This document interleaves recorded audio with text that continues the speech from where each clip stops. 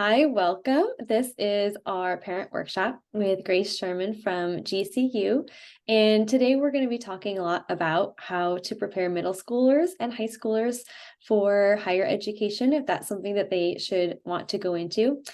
This is geared towards homeschooling families, and we'll go over a lot of information that will be helpful.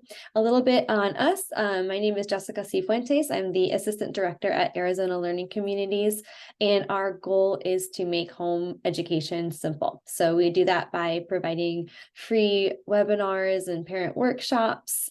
We have online classes, field trips, and in-person enrichment programs. And I'm very excited about this evening because I have a personal interest in this topic, seeing as that I will have some middle schoolers and high schoolers coming up in the next few years.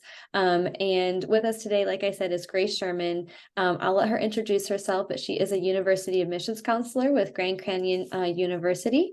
And we are just delighted to have you with us this evening. Thank you so much for being with us in an evening. And you were saying it's the first day of classes for students at the college that you're with. So we really appreciate you being here and just giving us some of your experience and expertise in this area. So I'll let you go ahead and take it away. Sounds good. And thank you, Jessica, for having me tonight. I'm really excited to share some about what I know with working with homeschool families. Like you said, I'm a university admissions counselor for Grand Canyon University, and I specifically work with homeschool students here in Arizona, which is really awesome that GCU has dedicated several counselors actually across the country now that work specifically with homeschoolers. When I started this job almost 7 years ago, it was just me for homeschool, and we have expanded it to now have several homeschool counselors across the country, which is so awesome.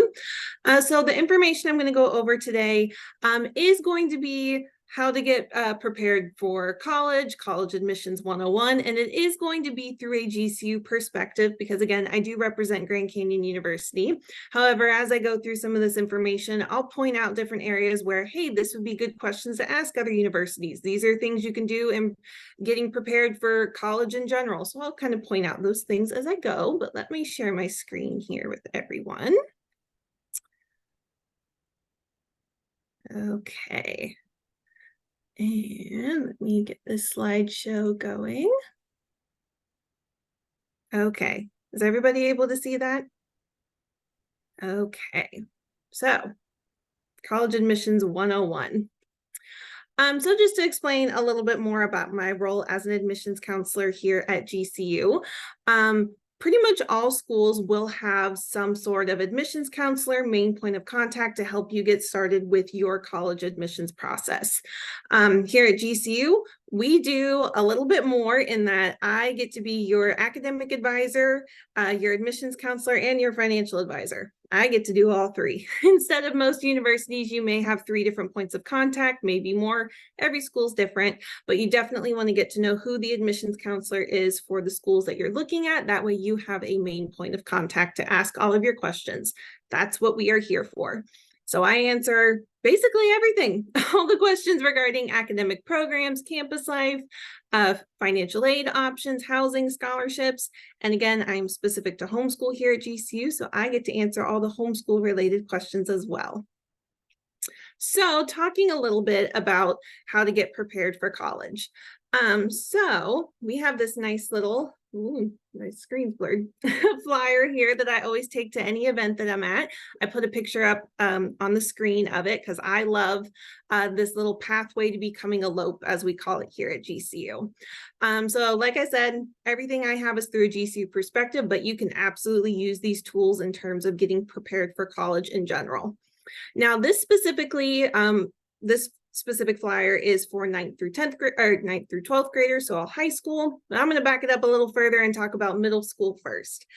So when it comes to middle schoolers, because that's one thing I love about homeschool families, you guys are always uber prepared and want to know, what should I be doing for getting ready for college? My kid is 10 years old, which is like, I was not thinking about that when I was 10 for sure. But I love that it's that you guys as families are really prepared and invested in your kids' future and making sure that they feel prepared as well. So for middle schoolers, what I recommend is start getting involved in activities that really speak to your kids' strengths. And I do usually find with homeschool families, you guys usually are already doing that. But as parents, if you find that, your kid is really great in math and science, maybe look at signing them up for some different STEM extracurricular activities or summer camps, things like that. Help them to kind of start thinking about, even though I'm strong in this subject, would I maybe want to pursue a career? Do I really enjoy doing this outside of my schoolwork? Same with if they're really interested in art, maybe have them take a graphic design class. Or, are they interested in theater? Have them get involved in a local theater group, things like that. So I definitely recommend that for middle schoolers. I also recommend, if maybe, because I have had it where I've had students be like, hey, both of my parents went to GCU, I want to go to GCU too, which is always awesome. So for any school, if your kid's already showing a little bit of interest, just based on, if you have family members that went to that university, see if they offer programs for kids. Here at GCU, we will do events called Thunder Vision. It's called, Thunder is our mascot. He's our antelope. But it's about, are you college bound? Are you college ready? So we usually will do that a couple times a year. Last year, we did a specific homeschool day for that, where we do bring younger kids onto campus, not just middle schoolers. We had the whole family last year come out for this event. But it kind of gives students the opportunity to see the college campus, get just a generic overview of what the college has to offer, and kind of getting them to start thinking about what it is maybe they want to do for their college program. And we also go over some information that's useful for parents as well. So just kind of look into seeing what kind of maybe summer camps, extracurricular activities, maybe a university offers to younger kids to help them start getting interested, even if it's just something as simple as a sports camp, to see, hey, do they want to play sports in college? That's a great thing to look into as well. So that's what I recommend for middle schoolers. Also, still a great thing you can do when you're in high school as well. So based on this lovely little chart here, this is our guidelines, again, that you can use pretty much anywhere for how to get prepared for college. But if you are a freshman in high school, we recommend using our Career Compass tool. So that's a free tool that we have on our website. If you scan the QR code there, it will take you directly to the tool. But essentially, it's a career aptitude test.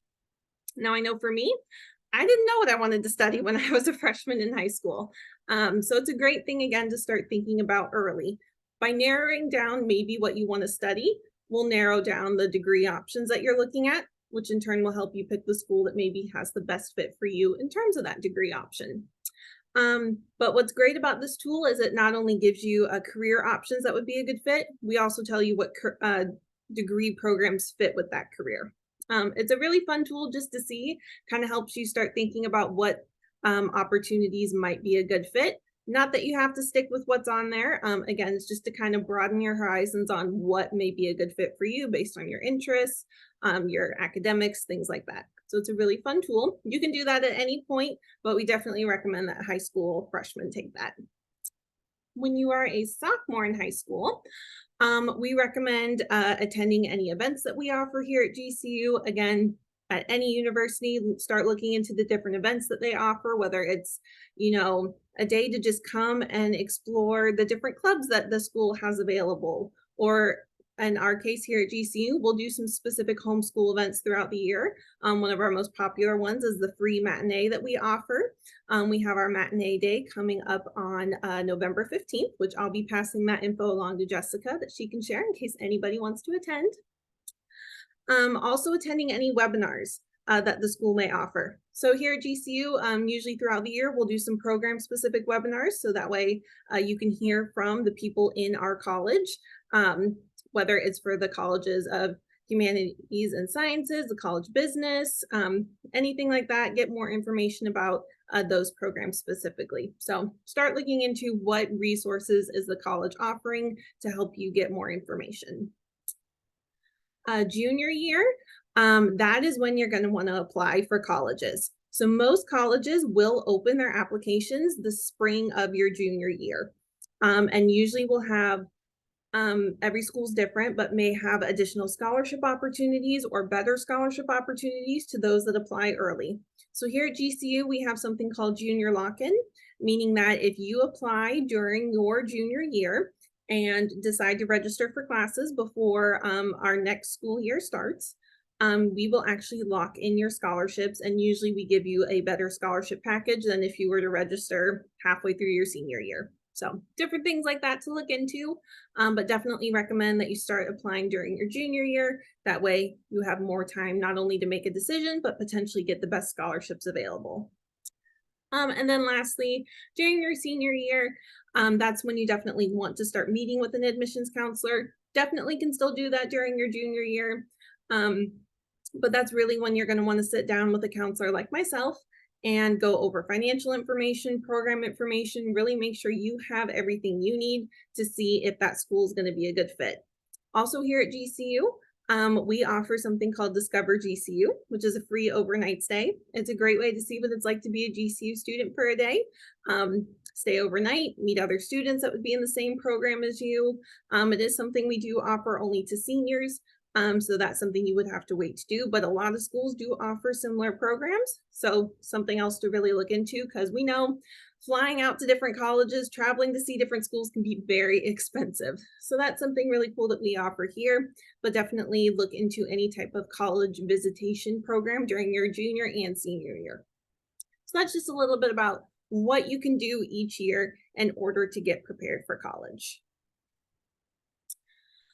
So talking a little bit about how to find the right fit for you in terms of college. And these are things start thinking about now. You don't have to wait until you're a senior or even a junior in high school. You can start thinking about this in middle school. Again, do academic programs align with my interests? Again, start figuring it out now. What are you really interested in?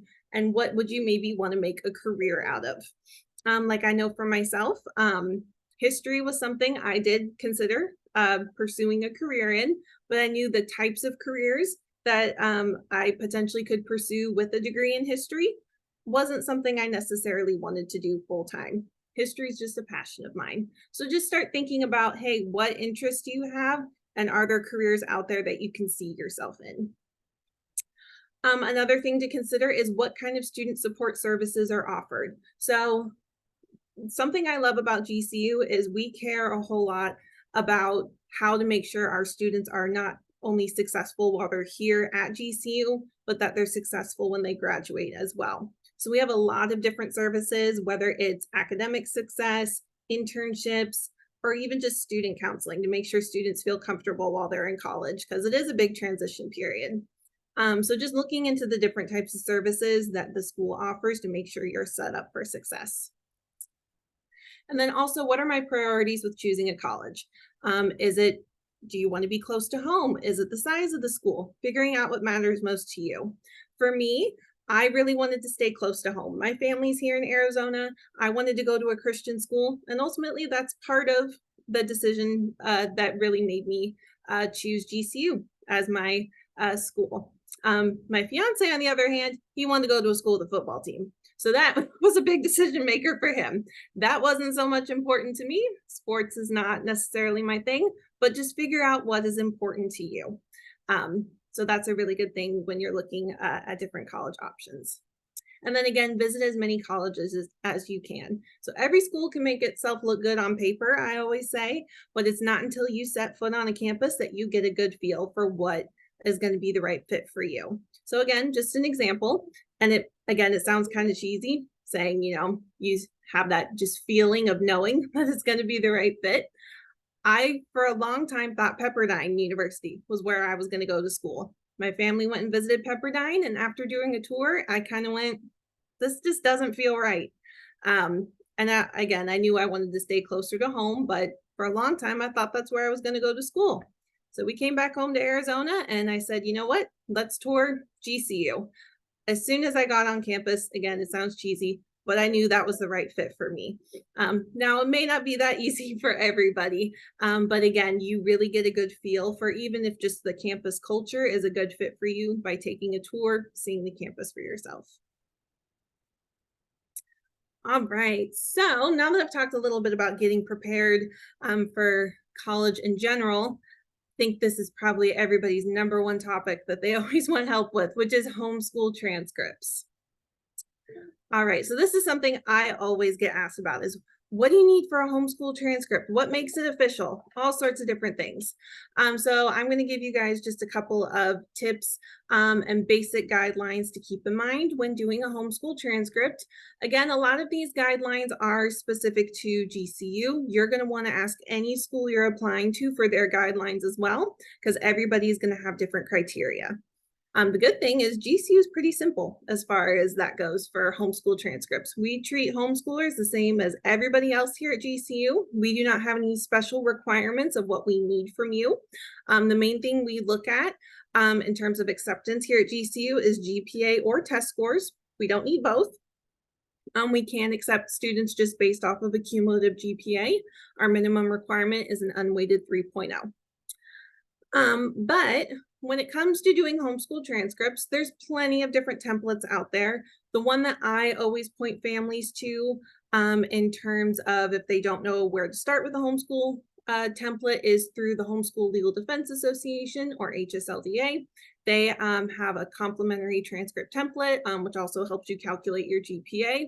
You do not want me calculating your GPA for you. One, I can't do that for you, but two, math was never my strong suit, so you don't want me helping you with that. But there's some great templates out there that will do the calculations for you, which is awesome. And I do have an example I'll show here in a minute, but there's two ways that I recommend organizing the transcript, either by grade or by subject. We are fine with either one, as long, again, as we have a cumulative GPA on there, you should be good to go. But again, ask any school that you're applying to what their preference or requirement is. Also, we recommend simple is better. Just keep it at letter grades, A, B, C, hopefully nothing lower than that. We don't need percentages or pluses and minuses. Simple is better for not only your calculations for the GPA, but also for us evaluating as well. So we will accept it with a percentage on there or a plus and minus if you want to have that, but again, not a requirement.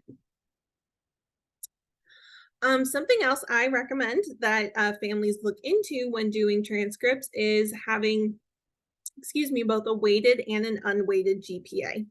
So if you don't really know what the difference is, the simplest way of thinking of it is that an unweighted GPA is just the standard 4.0 scale. A weighted GPA does it on a 5-point scale. So you get an additional point for a class that is honors, AP, dual enrollment, or really any college level credit. So what's great about this is that here at GCU, we can actually award scholarships based on weighted GPAs. So usually your weighted GPA is higher, which could qualify you potentially for a higher academic scholarship. Now for acceptance to GCU, we do need to see that unweighted GPA, but we can use a weighted one as well for scholarships. So again, any school you're applying to, see what they require, if they will take a weighted GPA, but I always recommend having both on there. Again, it's on a 5-point scale. Most transcript templates will either have that built into the template for how to calculate a weighted GPA. If not, there are some free GPA calculators out there that you just plug in all the classes and the grades and it'll calculate it for you. Technology is a great thing. So again, just a couple examples here. You could just Google transcript template and plenty of different options will come up, but something like either of these where it either is by subject or by grade level is fine by GCU. I personally like the one that's by grade level. I think for calculating a GPA, I do think it's a little bit easier in terms of getting that cumulative GPA, but whatever works better for you. All right. So something I always get asked is my transcript going to be accepted by GCU? And the answer is most likely yes. Of course, we do have to evaluate it, but like I said before, pretty much we are very flexible here at GCU. We treat homeschoolers the same as everybody else.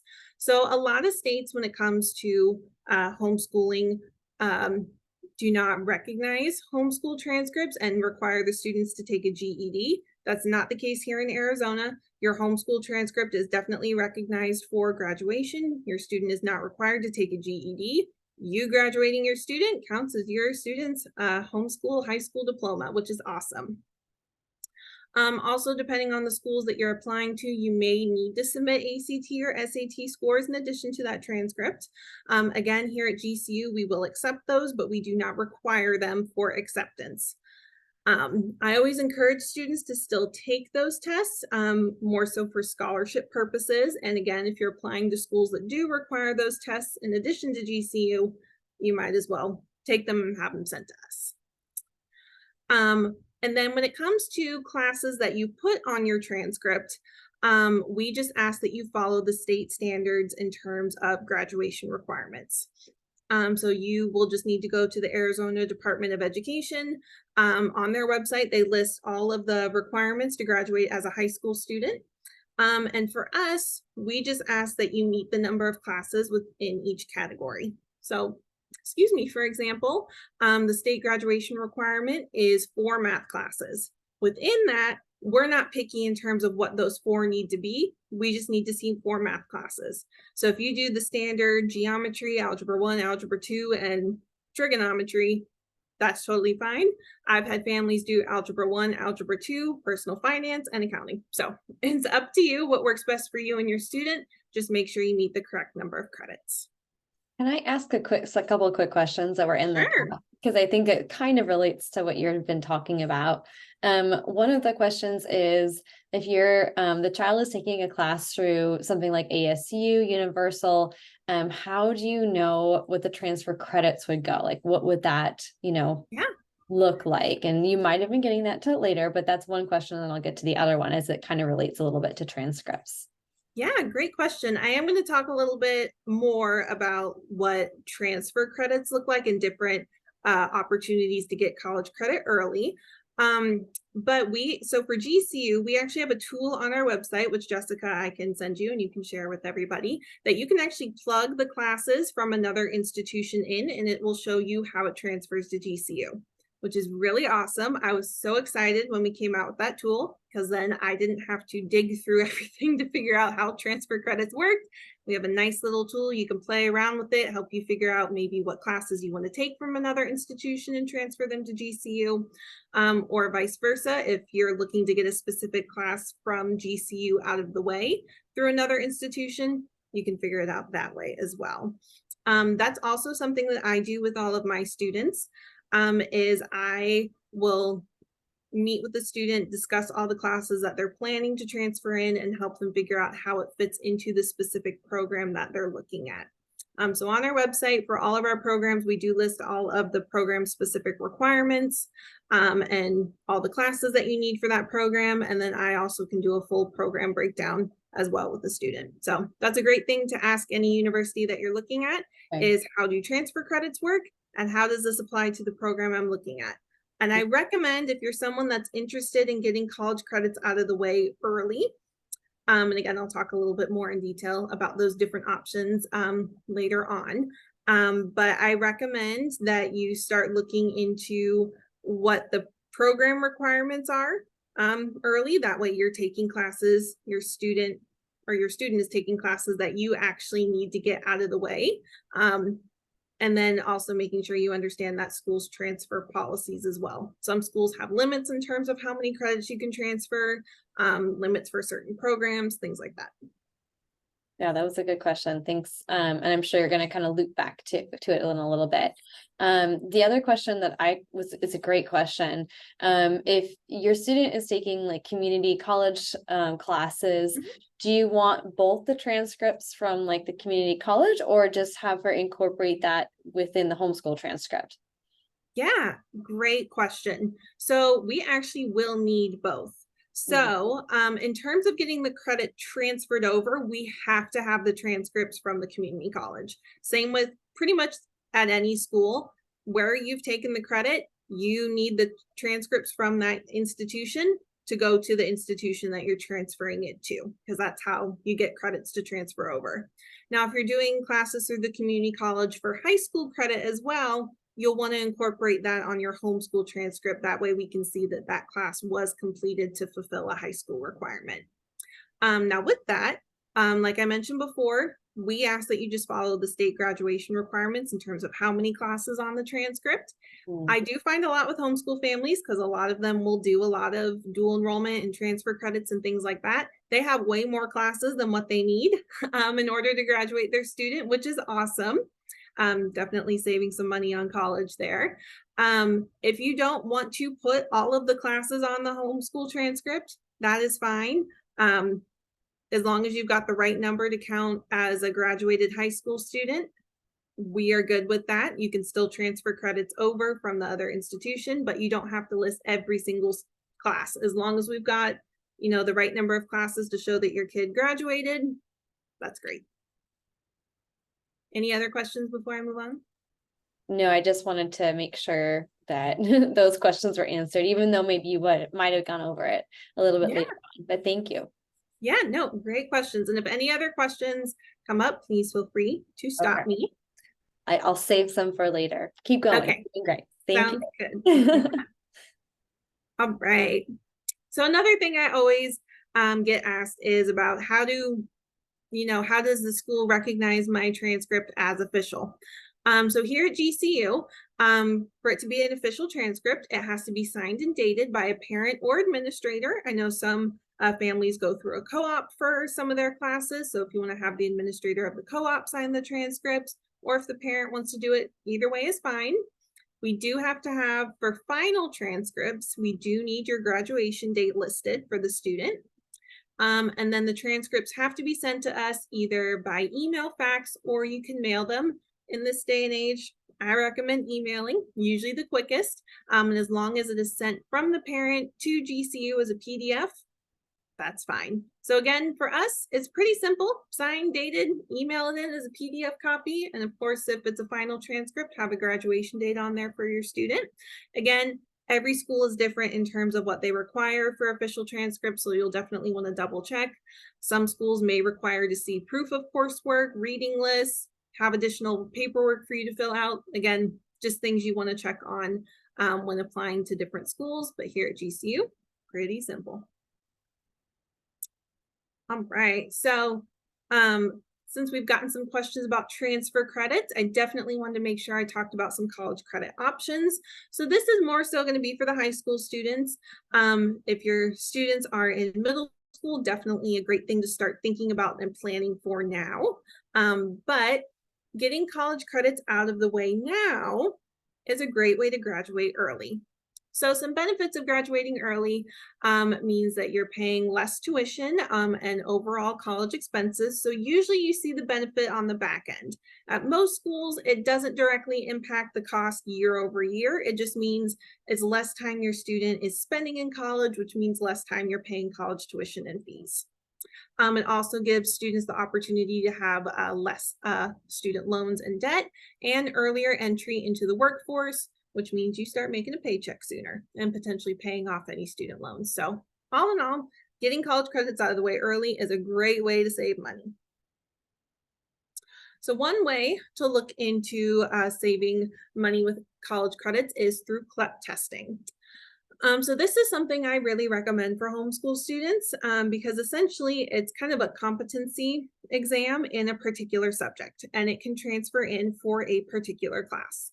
So the most common one that I have students take is the English composition CLEP exam, college level exam program, because it actually transfers in for 2 classes here at GCU. It covers our English composition 1 and 2 classes. So that's 6 college credits out of the way for $90, because each test is about $90, which is awesome. That is way cheaper than paying college tuition. And something I've had families do as well is actually use the CLEP preparation as their class for let's say they're doing English. That's their senior year English, getting ready to take the exam. They may have a co-op that they're attending as well for some of that content. But they get 4 college credits or more potentially. Each CLEP exam is worth a different amount of credits for $90, which is, again, very, very discounted rate. There are 34 CLEP exams to choose from. You just go to the College Board website to see all the available test dates and locations. We do, however, say to be strategic. with the CLEP exams that you take, because some exams will come over for specific credits or college classes, like I mentioned before, for English. Some don't. Some just come over as a general education credit and doesn't really help you. So that's something that I do with my students, is I help them determine what would be the best exam to take if there is a particular class they're looking to get out of the way. Because again, for any college level credit that I have students doing, I always want to make sure that they're intentional with what they take, because the goal ultimately is to save money. I don't want anyone to go through, do a CLEP exam or a dual enrollment class or anything only to find out that it wasn't something they actually needed and it won't help them graduate early. So that's something to talk to any college about, is making sure what you're taking, whether it's CLEP, or dual enrollment or AP tests, which I'm going to talk about next, does come over for a specific class. The next one is AP credits. I will say, throughout my time as being a counselor here at GCU, with homeschoolers, I would say AP exams aren't quite as popular as CLEP exams, but it is still an option that you can look into. It's also offered through College Board. Again, we do say to look into the exams and make sure that they are coming over for a specific class. Some come over for just a general credit. Some will be a specific class here at GCU. Again, you want to look into that for any school that you're looking at. Cost is $96 per exam. Their scoring system is a little bit different. I forgot to mention for CLEP, I believe every test has a different score that you're required to get for a passing grade. But for AP, it's on a 1 to 5 scale. So pretty much you usually need a 3 through 5 in order to transfer the credit. If you get a 1 or a 2 on the exam, most likely you won't be able to transfer the credit. Again, there's 36 subject areas, and we just ask that you look into those tests and see which ones fit best with your major and what you're trying to get out of the way, so you can be a little more strategic. All right, another great option is dual enrollment. This is probably the most popular option that I see in terms of students getting credits out of the way early. So what dual enrollment is, it's pretty self-explanatory, but just the same, you're essentially getting credit in 2 places, both high school and college credit at the same time. You can take courses at community colleges or 4-year universities. So we offer it here at GCU, which I'll talk about our program in a little bit. Someone mentioned that doing classes through ASU, the state universities offer dual enrollment. So there's a lot of options out there. I just recommend doing the research in terms of maybe what program best fits what you're looking to do for your family, and also ultimately where you want to go, because every school, again, is different in terms of their transfer credit policies. For us here at GCU, we will accept up to 60 dual enrollment credits, which is essentially 2 years worth of college. So I have had plenty of students meet that 60 credits and be strategic starting their sophomore year of high school. And they start as a full-time student at GCU, essentially as a junior, which is awesome, because then that's only 2 years that they're paying full-time tuition. So a little bit about our dual enrollment here at GCU. What's great about it is you are technically a GCU student. You're mixed in with our full-time students. Nobody knows who's dual enrollment and who's not. So students kind of get to dip their toes into what it's like to be a full-time student, not only in college, but at GCU specifically. We offer both online and on-campus dual enrollment. We also offer cohort options. So if anybody is a part of a homeschool co-op and you have, like 10 students that all want to do our English Composition 1 class, we definitely can set up a specific cohort option for you guys. But you get access to all of our resources for our students, such as our ACE Center, which is Academic and Career Excellence, which is free tutoring and career counseling, our library. The transfer from GCU dual enrollment to being a GCU full-time student is very easy. We just roll the classes right over. Also, as a dual enrollment student, you do already meet the acceptance requirements of GCU as a full-time student. So that qualifies you for scholarships as well, which is really awesome. And of course, dual enrollment helps you save money on tuition on the back end, because it helps you graduate early. And then our our dual enrollment cost is a very reduced rate of tuition. It's not on the screen here, But if you go to our website, we do have it listed, but it is $52.50 per credit. Our dual enrollment classes are 4 credits each. So that times 4, it's $210, plus the cost of an ebook that we provide for the class, plus tax, comes out to about $320 for 4 college credits, which is really awesome. So again, just take a look into the different programs for dual enrollment that may be a good fit for you and where you're ultimately wanting to go to school to see what is going to work best. And that's also something else that I do with my students, whether they're doing dual enrollment through GCU or through another institution, is I do try to help families develop a plan for dual enrollment to make sure, again, whatever they're doing throughout high school is intentional and helps them graduate early. CLEP, AP, dual enrollment, whatever it is, I always try to help my students plan for what's going to work best. Quick question now that you're on that topic of dual enrollment. Yeah. That came in through the chat. Is there a minimum age requirement for dual enrollment? Great question. So here at GCU, it's not so much an age requirement. It's just that we ask that the student be a sophomore in high school. So we need at least a freshman year transcript on file. Now, I understand a lot of the times with homeschool families, I see a whole range of what is, the age for a sophomore in high school. I have some families that will homeschool all year round, and their kids are younger than the typical sophomore in high school. For us, that's fine. We just ask again that they're a sophomore in high school, but that's a great thing to ask any institution that you're considering dual enrollment through to see if they really do have an age requirement. Okay, but for you, you really need to just see that they have the freshman transcript on file and they can be underage or over, depending on where they're at. And I do, just also with that, again, you're going to know your student best, but they are going to be in a college environment. So sometimes students, if they're really young, for example, I have had students that potentially could have started dual enrollment as like 13 years old. That may not be the best fit. Even though academically your student may be more than capable, they are going to be in a college setting, whether it be online or in person. Again, you know your student best, but from an emotional, social standpoint, starting them that young may not be the best move. So again, you know your student. So just always something else to consider as well. Yeah. And then one last question related to what you were just talking about. So I want to make sure I got it, get it in. This is, I mean, these questions are so good. Thank you guys for asking these questions. So if a student has taken dual enrollment classes and technically has satisfied their freshman requirements, plus maybe more, is that going to affect as they enter into the school for things like scholarships and things like that, because they're entering, they're not entering technically as a freshman. So how does that work if they're dual enrollment? I don't know if I need to make sure I look at the question. Yeah, no, I totally know. Well, okay. I think I know where this getting at. I think I know where this is going. And if I don't quite my answer isn't quite what we're looking for, whoever asked, just ask, ask again. But that's the great thing about dual enrollment here at GCU is you kind of get the best of both. You're getting college credits out of the way early, so your student can graduate sooner and ultimately save money. But scholarship-wise, you're still considered a freshman.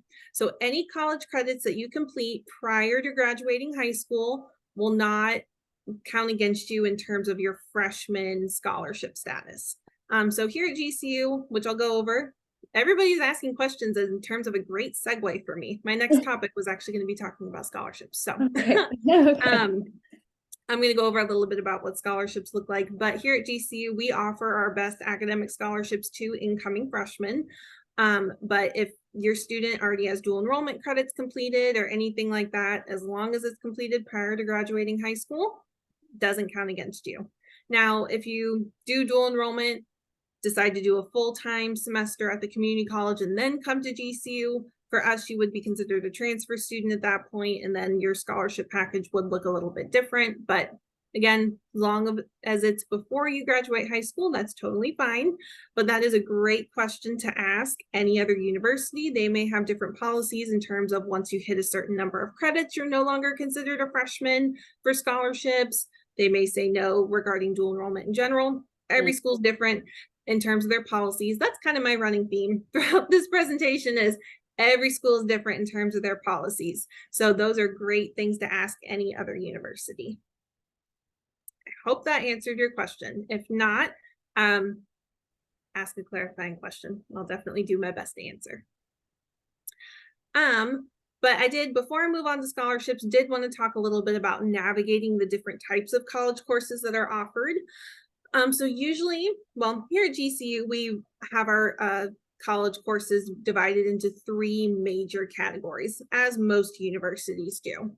But we have our general education courses, which would be like your math, English, history, psychology, things like that. That's something that most programs will have a set of general education requirements. And those are usually the most transferable courses, either to GCU or from GCU to another university. Our dual enrollment courses that we offer are very transferable to other universities as well. You also have your major or program specific courses. So that would be if you're an engineering student taking all of your engineering specific classes, if you're a business student taking your business classes, things like that. We do offer some of those classes through dual enrollment as well. I do caution students when taking some of those classes because those usually are a little harder to transfer. Doesn't mean that they won't transfer, but that's when you start getting into maybe differences in curriculum from institution to institution. And then we have electives. So every program here at GCU is different in terms of what types of electives or how many open elective spots that you have. Programs like engineering, you have no electives. That is a very program specific heavy program. Programs like psychology have a lot of open elective space. So the nice thing about electives is that here at GCU, you can take whatever you want. We will recommend electives based on the program that you're pursuing, but you don't have to stick with those electives. You can, if you're majoring in psychology and you have a passion for photography, you take photography classes if you want. Or if you're interested in theology courses, you can take theology classes. We also recommend, and this is something you can look into at any university, is adding on a minor. If you have a lot of open elective space, that can kind of give you some direction with your electives, is adding on a minor. It's not an additional cost. We just replace your open elective spots with classes needed for a minor. So something to consider as well. Also, something else to consider is the difference between upper and lower division courses. So through our dual enrollment program, we only offer lower division courses, 100 and 200 level courses, and that's usually what you'll find at the community college as well. Again, those are usually a lot more transfer friendly than when you get into upper division courses, the 300 and 400 level classes, because those are usually going to be the program specific classes. So again, just some things to keep in mind when looking at the classes you're considering for dual enrollment and transferring. Again, that's something I talk about when I meet with the student to help them figure out what classes may be a good thing to take while they're in high school. So with that, I will move on to financial preparation. So this is also something I like to talk to families about when it comes to preparing for college. So of course, there's the whole college admissions, dual enrollment aspect of things, but I also like to make sure families are kind of aware of some of the different financial options that are available when applying for colleges, questions to start asking, and things to start thinking about. So the first thing I do always recommend to families is to start some sort of college savings. And it's never too late to start college savings. I've had families, their kids halfway through their senior year of high school, and they're just starting to, come up with a savings plan. It's never too late.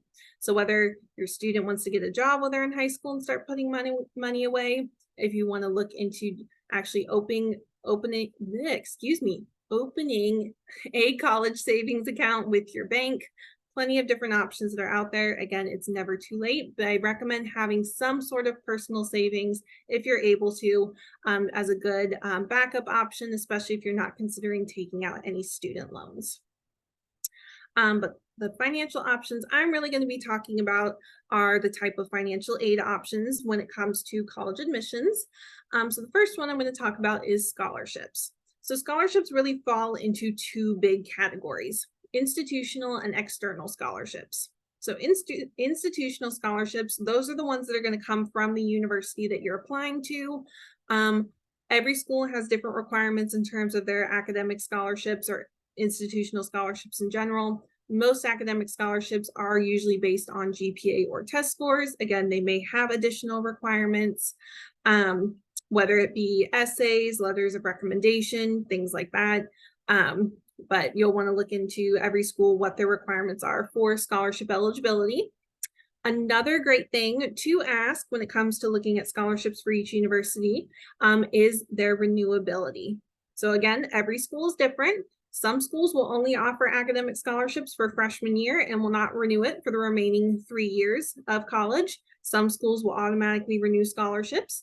For example, GCU will automatically renew scholarships for students as long as they maintain a cumulative 2.0 GPA, which is very doable.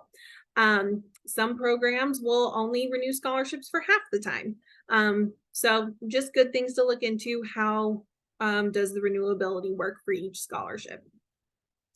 And then there are external scholarships.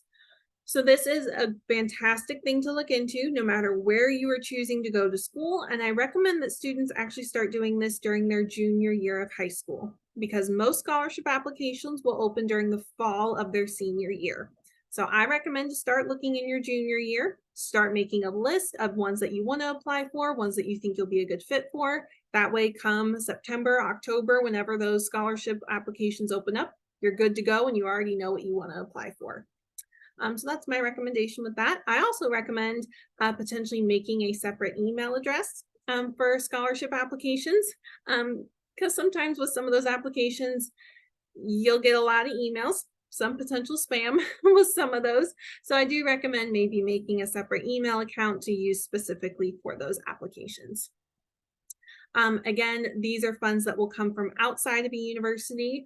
So whether it be a specific organization that gives out scholarships, or even, if your student works for a company that will do some type of reimbursement or have a scholarship program for students.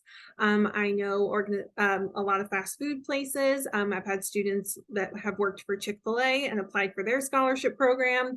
There's great things like that that are out there. And usually the funds are sent directly to GCU. Occasionally they are sent directly to the student and they're responsible for sending that check to the university, but usually the funds are sent directly to the school. And again, may or may not be renewable. Every organization is different in terms of what their application requirements are and what their renewability is. Another recommendation I have with outside scholarships is really focusing on local scholarships as opposed to national ones.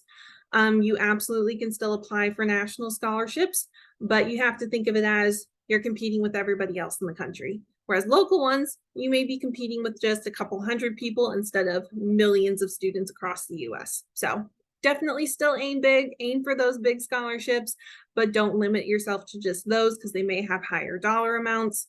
Here at GCU, we will take pretty much anything, even if it's worth $100. We just have to see an award letter. So just something to consider. So talking a little bit about institutional scholarships here at GCU, I mentioned before, we base scholarships off of the best out of your GPA or test scores. We do not require all three. So based on the scholarship chart here, we will take the best out of your GPA or test scores. So for example, let's say you have all three. You got a 22 on the ACT, but you've got a 3.5 GPA. We will award based off that 3.5 GPA. So we award based off of what's going to give the student the best scholarship. And again, we can use a weighted GPA unless it's for our Chancellor Scholarship. That one does have to be based off of an unweighted 4.0 GPA. That's the only one that we have to do, an unweighted GPA. All others we can use a weighted. This is our scholarship information for our fall 2023 starts. So our students that started classes today. We hopefully will have our updated fall 2024 scholarship information in the coming weeks. Most schools will review their financial information and re-release it every year. So if your student isn't a senior in high school yet, just a good thing to kind of keep an eye on is if scholarship or any financial information changes year over year. We also have additional scholarship opportunities, whether it be program specific. For example, our honors college has a scholarship that students can apply for.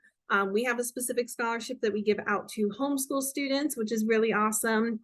And we also have early registration scholarships as well. So different types of things to look into. Again, programs, early registration, if there's any type of extracurricular, community service.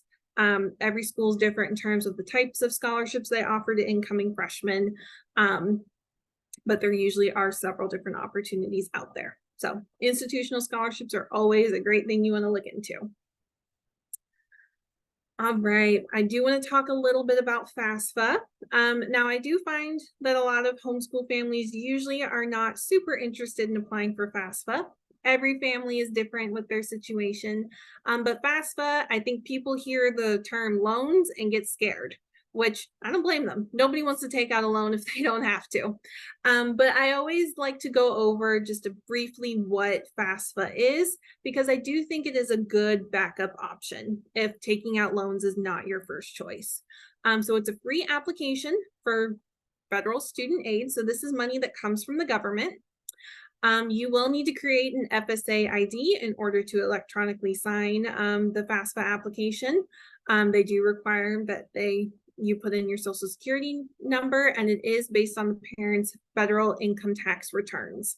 So again, it's money that comes from the government. I don't have any say in any of this. Some schools will actually require that you apply for FAFSA in order to be accepted into the university and make it a part of their admissions process. At GCU, we don't require that you apply for FAFSA, but again, we really encourage it because it is a good option. The great news is it's free, and you are not locked into taking out loans. So applying for FAFSA, it's not going to hurt your credit score. It's not going to put you in bad standing with, the school that you're applying to or anything like that. You are in the driver's seat. If you apply and decide you don't want to take out loans, totally fine. You are not required to. It's just a good option to have. So there's really two main things that you potentially can get from FAFSA. The first one being loans. There's several different types of loans within FAFSA. So there is what's called a direct subsidized loan. This one, the interest is paid by the government until the student graduates. Not everybody will qualify for a subsidized loan. Again, what you qualify for through FAFSA is based on income tax information. So I can't guarantee what anybody will qualify for, but this is just letting you know potentially what is available. So subsidized loans, if you do qualify, these would be the better loans to take out because again, you do not pay interest on those until you graduate from college. You also can defer your loan repayment until 6 months after you graduate. So just a good thing to kind of keep in mind if you want to start working on a repayment plan now, you have up until 6 months after graduation to start paying back those loans. We have had students that have paid off their loans entirely while they're in college, whether it's through a student worker position or having money set aside. Plenty of different repayment options out there. The most common loan from FAFSA is the unsubsidized loans. These ones, they start accruing interest day one once they're taken out. This is what pretty much everybody will qualify for. But again, these start accruing interest day one. And then an additional loan option is the PLUS loan. So this one is actually taken out in the parent's name. It is a credit-based loan, so this one does require a credit check. It is not a part of the Stafford General undergraduate FAFSA application process. This is a separate application. This is something you choose to pursue. It is not a requirement, but just know it is an option that is out there. If you feel that the amount you do qualify for through FAFSA is not sufficient, there are additional loan options available, whether it be this PLUS loan or if you want to pursue private loan options as well. And that's something, again, that I talk to each family about based on whatever their situation is, help them figure out what the right fit is going to be in terms of federal aid. The other portion that you potentially could qualify for through FAFSA is grant money. Now with that, not everybody will qualify for loans. Not everybody will qualify for grant money if you are eligible to receive federal funding. So again, it is based on financial financial need, how much of the federal Pell Grant you can qualify for. Same with the Federal Supplemental Educational Opportunity Grant. That one is a mouthful.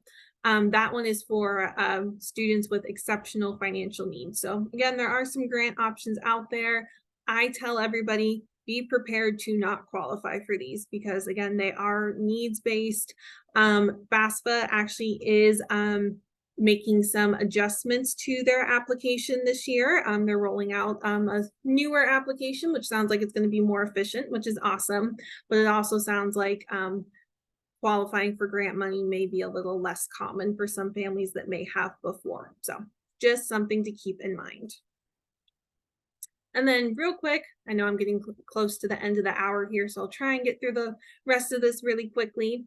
But here at GCU, we have some different options to help students reduce debt. One of those ways is through the scholarship packages that we offer and the fact that we do renew our scholarships on an annual basis. Our goal is to make sure students either do not have to take out loans, or if they are taking out loans that they are responsible borrowers. That's something we're really passionate about, is reducing the amount of debt that our students have here at GCU. We also offer a lot of different student worker opportunities. GCU loves to hire student workers. I was a student worker when I was a student. We know that you're a student first, so we actually work your job schedule around your class schedule. But it's a great way to make some extra money, start paying off your loans if you do take out any while you're in college, or again, if your student is helping pay for college, it's a great way to make some extra money and put it towards your remaining balance that way. We send out cost estimator letters to all of our students. I also go over what's called an estimated budget sheet with every one of my students before they ever register for classes. It's very transparent. We want to make sure you know every number that is going into the cost here at GCU. This is something I recommend that you do at every single school you apply for. Is sit down with someone, whether it be the admissions counselor, financial advisor, and go over a cost breakdown. That way you understand all the numbers that are going into what you owe at that university. So that's something we do here with all of our students. We offer interest-free payment plans, which is really awesome that we have that option available. Again, great thing to ask any school that you're looking into is, what do your payment plan options look like? And again, we also offer letter comparison. So again, I do represent GCU, and of course, any student I meet with, I hope they choose GCU. But my ultimate goal is to make sure my students pick the school that is right for them. I'm really passionate about students going to college in general, and I want to make sure they feel comfortable going through the admissions process. And the financial portion can be really scary, and especially seeing these different cost estimator letters and budget sheets and all of these numbers related to college, it can be very confusing. So I'm always happy to sit down with students and help them compare options and see what is financially going to be the best fit. So that's something we do here at GCU. I can't speak for other schools if they offer similar services, but definitely something to look into. So with that, because I do represent GCU, just want to give real quickly here at the end just a little bit about GCU in case you aren't familiar with us as a university. But we are a 275-acre campus. I think that number may have grown because we are constantly growing and expanding our campus here at GCU. We've been around since 1949, so 2024 is going to be our 75th anniversary, which is really awesome. As of this year, we have over 250,000 alumni, and we have over 25,000 students on campus taking classes. We have more students that do classes online as well. When I was a student at GCU, we were under 10,000 on campus, so it has grown like crazy since I was a student. But first and foremost, we are a private Christian university. That was something that I loved about GCU, was the fact that you kind of get a little bit of both. We're large enough that you get a lot of your traditional college experiences in terms of different clubs on campus and going to sporting events, but you still get that small private Christian school feel, which I know was something that I really wanted. And again, we offer campus, online, and evening options. Something I get asked a lot from homeschool families is, what does your class sizes look like? So this is something I quickly want to touch on, because for a lot of students, especially if they're coming from a smaller homeschool co-op and all of a sudden going to a big university with thousands and thousands of students, is feeling overwhelmed and being lost in that classroom, which I totally get. I was not homeschooled myself. I came from a small private Christian school, but I had those same concerns. Here at GCU, we are definitely focused on the student and professor relationship. Most traditional class sizes are around 27 to 30 students, which is awesome. We don't have the 500-person lecture halls that a lot of larger universities have. You may have some classes that are on the larger side of maybe 100 to 150 students. Those will be for your general education classes that every student needs. But for your program-specific classes, usually they are on the smaller side. Our professors really do make the effort to get to know our students. There's still professors that I had that still know me by name and say hi to me when I'm on campus, which is really awesome. So we really focus on that relationship. Also, real quick, our tuition rate is $16,500. Says for the 2022-23 school year. It's been that for 23-24, and our goal is to keep it that way. We are very proud to say that we charge the same for in-state and out-of-state, and have kept our tuition frozen and plan to keep it that way. And then lastly, as I mentioned before, we are a private Christian university, and just wanted to share a little bit about our worldview. GC believes that quality education and faith can coexist in the 21st century. Something that is becoming a more and more common topic as families look into not only high school education, but college education. Christian principles are incorporated into the classroom to encourage students to shape their own perspective. You do not have to be a Christian to attend GCU. Students of all backgrounds are welcome. And what I love about that, again, from my own experience as an alumni, is we say that our campus is our biggest mission field. We incorporate our Christian mission and values into every aspect of the campus, and it's up to the student if they want to take advantage of the opportunities that we have available for students to grow their faith.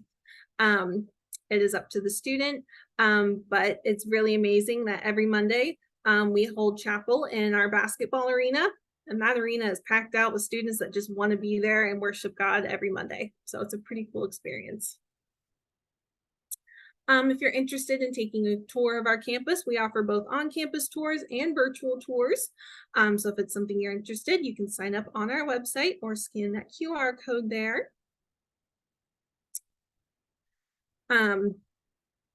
Again, if you're interested in any of the information I've gone over today, we do have our flyers on our website for you to download. You don't have to get a physical copy in the mail. We have them all digital now, which is great because we live in the age of technology. So you can scan that QR code there and download more information, as well as go through our website for more details. And then we are on all social media platforms. So if you want to give any of our social media a follow, please feel free to do so. On Facebook, we have a GCU Homeschool Admissions Facebook group.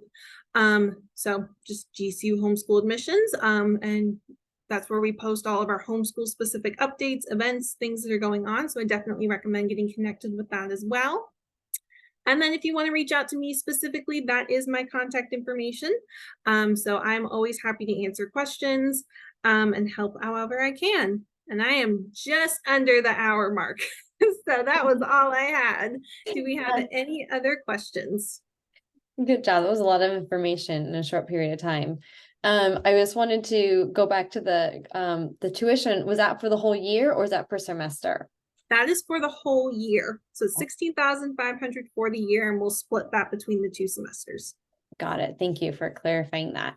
That's super informational. I did have a question. Have you has your school dealt yet with students coming in using their ESA money to help cover for college classes and things like that? Yeah, that was something that I kind of got to learn along with everybody else in terms of how it worked this past year.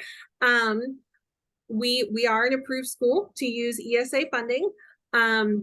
So that is something I have had quite a few families do. I've heard mixed information in terms of whether ESA is still giving out the debit card or how that part is working. But essentially what you'll do is you'll go to pay for the class just like you would with a normal credit card. If you have the ESA debit card, you can do that. And usually ESA, from what it sounds like, requires an invoice to show what you specifically paid for, and that's something we can provide. Mm-hmm. Great. Well, it's nice to hear that people are utilizing that, because that's one of the benefits. If you choose to save it, Yes. you can use it towards college and tuition and things like that. So yes, I have definitely had families utilize that this year, which is so awesome. Yes, I know. have a Well, you question. probably will see it more. Yes. Through the years. I want to give I have a other, question. yeah, I was gonna just say, go ahead. I knew there's gonna be some questions, so go ahead. Yeah. please. Okay, so for dual enrollment, right? Yeah. You can use your ESA for that too, right? Yes. Okay, so you can use it for dual enrollment. And what is the cost per credit for dual enrollment? Yeah. So it's $52.50 per credit. So that times 4, because our classes are worth 4 credits each, is $210. We also charge $115 for the ebook we provide for the class plus tax. It comes out to about $320 total, which is a very discounted rate of tuition. Yeah, thank you. Yeah, absolutely. Yeah, thank you very much. This is a question that some people might have, and I'll get to Carolina's question in a second.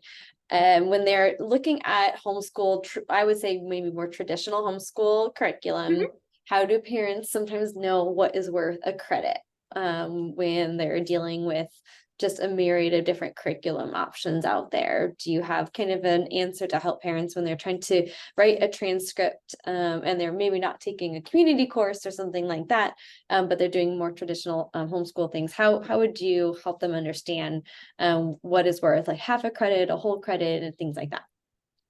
Yeah, that is a great question. And that's unfortunately not something I'm really able to advise on, because here at GCU, we don't really look at the homeschool curriculum that's being used. We're really just going based off the transcript. So what I recommend, if you have concerns about the type of curriculum you're looking into, is go to organizations like HSLDA, the Homeschool Legal Defense Association. There's also an organization here in Arizona, Covenant Homeschool Resource Center. I know personally the ladies that run that resource center, they are phenomenal. So definitely reach out to them if you have questions about transcripts and curriculum. Their resource center actually has new and used curriculum. So anytime somebody has questions, I direct them over there because they are the experts on the homeschool curriculum side of things. So we have some great resources here in Arizona. Like Arizona Learning, you guys are an awesome organization as well. I was amazed to find out how many homeschooling resources are in Arizona alone, which I think is so awesome that there's so many different options out there. So even though I specifically can't recommend curriculum, I definitely can take a look at the transcript and give you an idea if you're on the right track with that or not. But I would look into maybe one of those organizations for actually determining the right curriculum to use. And another note with that, it's a good and a bad thing that I found that Arizona doesn't really have any guidelines.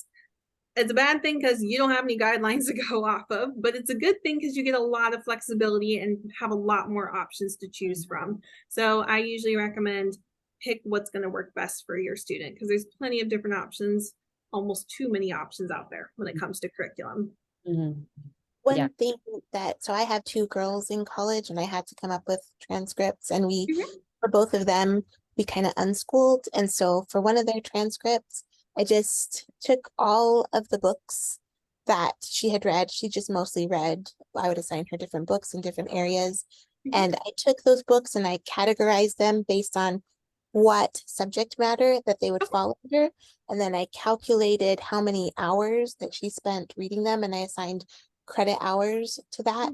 And so if you have kind of a non-traditional, non-curriculum kind of thing, that's one of the methods that you can use in order to come up with a transcript. Nice. Yeah, I did. I believe I have had one other family do something like that, which again, you know, Arizona doesn't really have any guidelines. So doing something like that, if that's what works best for your student, we're good with that. Yeah, that's super helpful.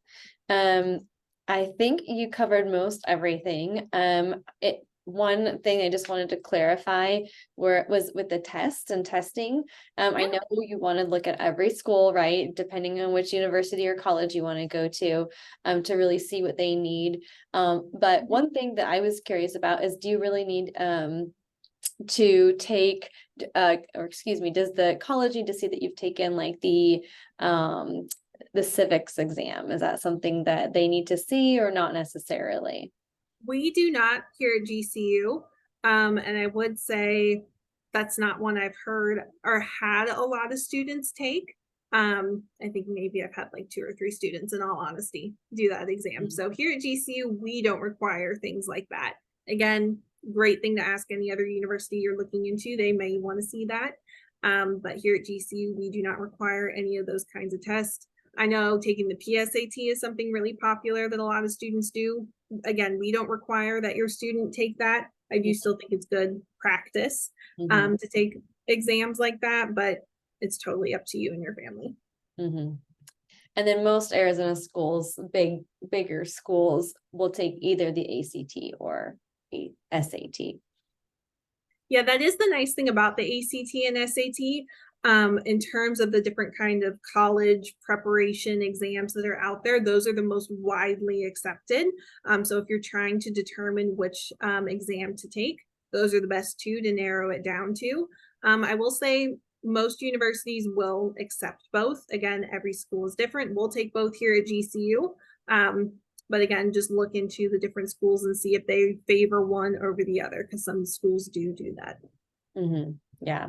All right, one quick question. This is a little bit more specific to GCU, but do they offer vet tech or architecture classes online? I don't know if you know that off the top of your head, but put you on the spot, see if you do.